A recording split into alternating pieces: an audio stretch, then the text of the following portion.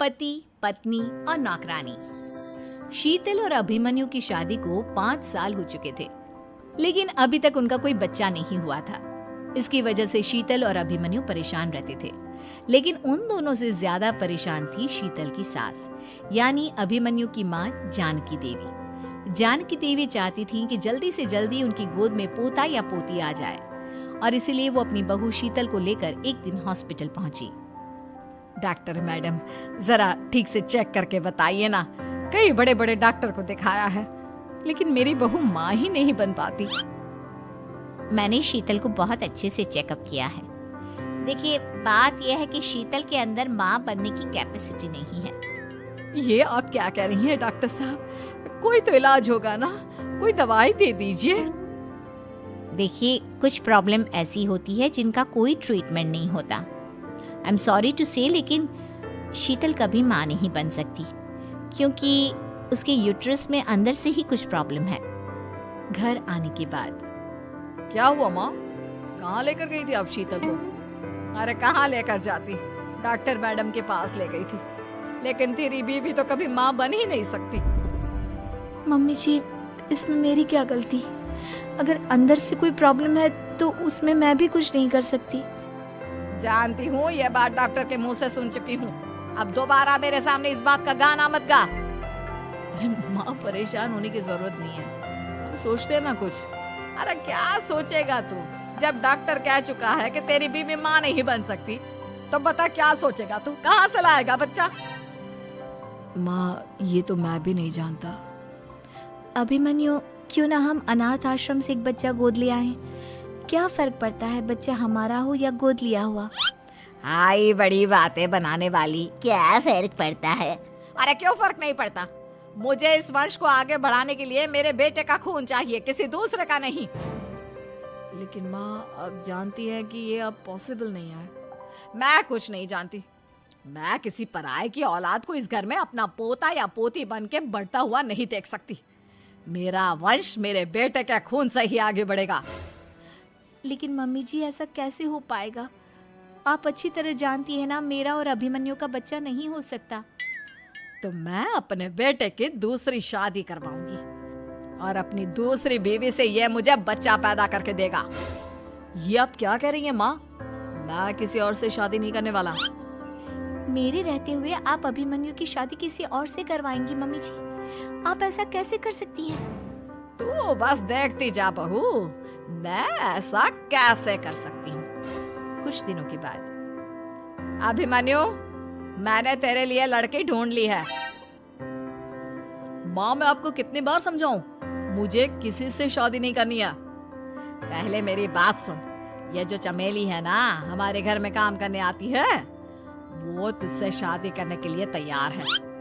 Mummy जी, आप अभिमन्यु की शादी एक नौकरानी के साथ करवाएंगी?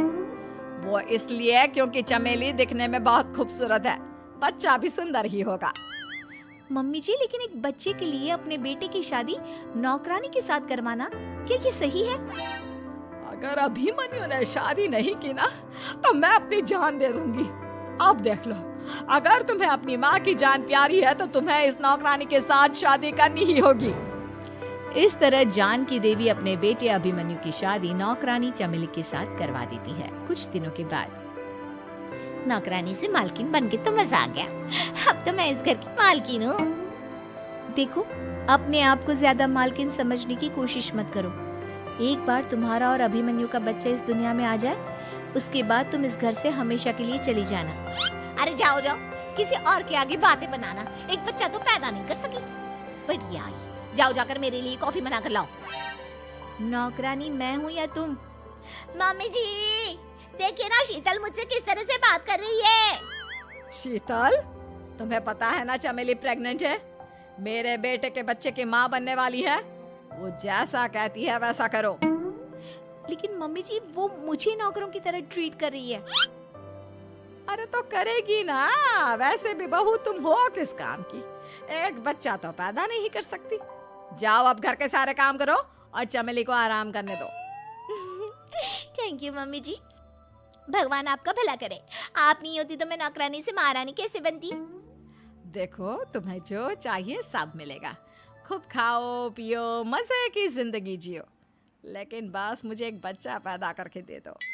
कुछ दिनों के बाद, मम्मी, बच्चे के लिए आपने मेरी शादी चमेली के साथ करवा तो दी, लेकिन दिन और रात का चैन मिट गया है। सारा दिन शीतल और चमेली की बहस चलती रहती है। अब शीतल को इस घर में रखने से क्या होगा? मैं तो कहती हूँ उसे घर से निकाल दो, है भी किस काम की। मैं ऐसा नहीं कर सकता माँ, वो मेरी पत्नी है, उससे बहुत प्यार करता हूँ मैं। तुम्हारी पत्नी चमेली है, चमेली, उससे प्यार करो। अरे तुम्हारे बच्चे को जन्म देने वाली है वो। अभिमन्यु, मैं खुद ही इस घर से चली जाती हूँ। वैसे भी अपने ही घर में नौकरों की तरह रहकर परेशान हो चुकी हूँ। घर की नौकरानी मेरे ऊपर हुक्म चलाती है, वो तुम्हारी पत्नी बन चुकी है। अब मेरा इस घर में क्या काम?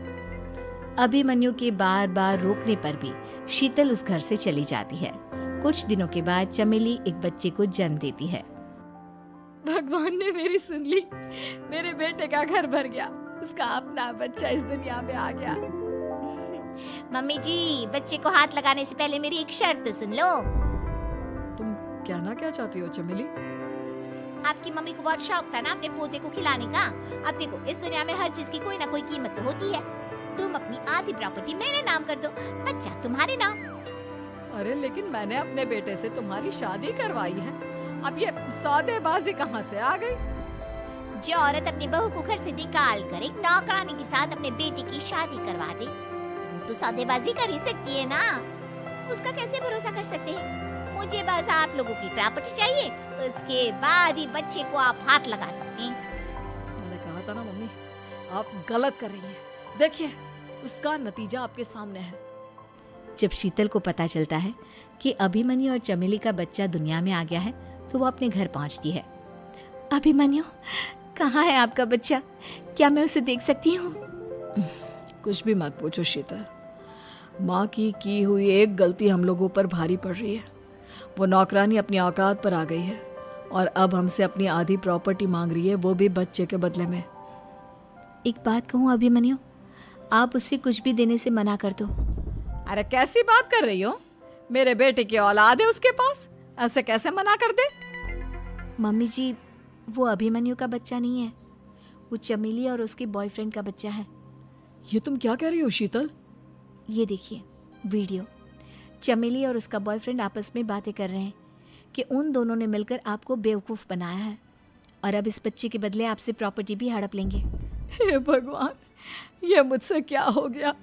ना तो बच्चा मिला और अपने बेटे की नौकरानी के साथ शादी करवा दी सो अलग। अब क्या होगा? मुझे माफ कर दो शीतल, मेरी वजह से तुम्हें बहुत तकलीफ हुई है। अभिमन्यु, मैंने कहा ना, उस नौकरानी को उसके बच्चे सहित इस घर से बाहर निकाल दो। लगता है मेरे अभिमन्यु का बाप बनने का सपना अधूरा ही रह जाएगा। अभिमन्यु, अपनी मम्मी से कहो कि परेशान ना हो। आपको याद है एक बार हम एक IVF सेंटर गए थे, मैंने फिर से वहाँ जाकर बात की थी और आपको पता है इस बार मैं प्रेग्नेंट हूँ, क्योंकि हमने वहाँ पर प्रोसीजर करवाया था जिसकी वजह से मैं प्रेग्नेंट हो गई थी और इस बात का पता मुझे बस कुछ महीने पहले ही लगा है। हमारा बच्चा इस दुनिया में आने वाला है अभिमन्यु। मुझे माफ कर दो शीतल बहू, मुझसे बहुत बड़ी गलती हो गई। कोई बात नहीं माँ, लेकिन अब हमें उस धोखेबाज नौकरानी को इस घर से बाहर निकालना है और इस घर की मालकिन को वापस घर लाना है, वो भी अपने बच्चे के साथ।